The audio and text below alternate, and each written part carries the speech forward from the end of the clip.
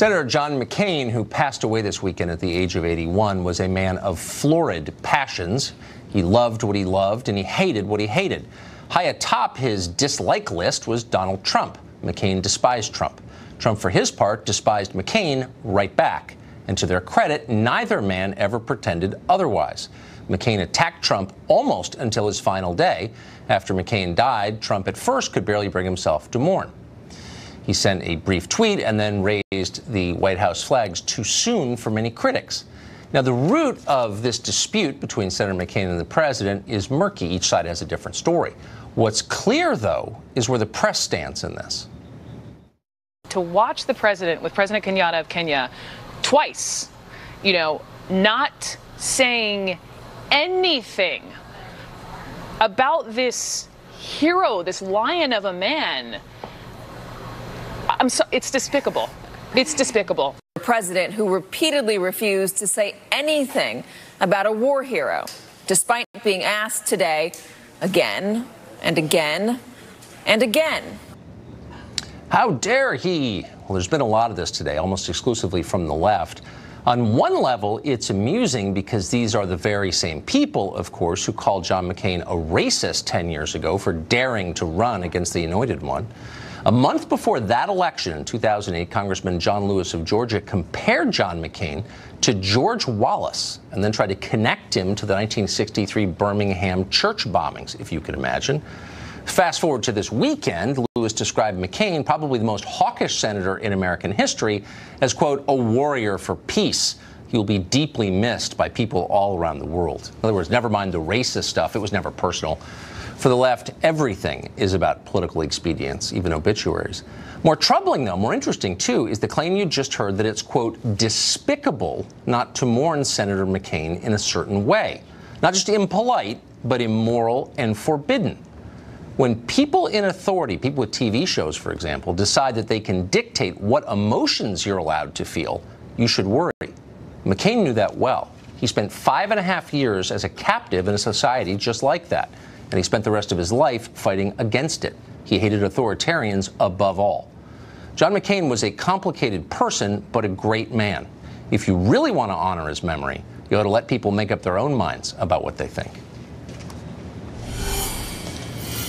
Well, Justice Department official Bruce Ohr played a central role in the Obama administration's targeting and spying on the Trump campaign, feeding information from Christopher Steele to his contacts at the FBI. Tomorrow, we're going to learn more because he is set to testify behind closed doors to Congress. Who is Bruce Ohr? The Washington Examiner's Byron York has been covering this story from the very beginning and is, we think, one of the most trustworthy sources on it. So, Byron, I read the New York Times every day because I'm paid to, and I just read a piece saying that Bruce Ohr was an insignificant figure at the Justice Department. No one ever heard of him. Don't pay attention to Bruce Ohr. All of a sudden, he emerges as a central figure in the story. What am I to make? Well, it read almost like a defense brief on the eve of his testimony. But Bruce Ohr was the fourth-ranking official in the Obama Justice Department. And one of the big questions that investigators in Congress have tried to find out about the dossier was, how high did knowledge of the dossier go in the Justice Department? Was it a few guys in the FBI? Did people above that know? Yes. And above that? And so you've gotten to Bruce Ohr. Now, if the number 4 knew, did the number 3, did the number 2 know, and did the Attorney General know? Those are probably some of the questions that Ohr will be asked, unfortunately, behind closed doors tomorrow. It's a little bit striking, though. You said that the piece about Bruce Ohr in the New York Times read like a defense brief. The story here is not just about President Trump and whatever crimes he's alleged to have committed. The story is about the Obama administration and whether or not one administration spied on an opposing political campaign using our intel agencies. Why wouldn't the press be anxious to know more about that, since it sets a pretty troubling precedent for future administrations? Well, it does. And the whole idea is, what was the Obama administration doing with Christopher Steele, that former British spy who was hired by the Clinton campaign and the DNC to search for dirt in Russia on Donald Trump? What was the Justice Department doing about that? And one of the most fascinating aspects of all this, which Ohr will be asked about, is Steele was dying to get negative information about Trump into the press before the election, so it could affect the election.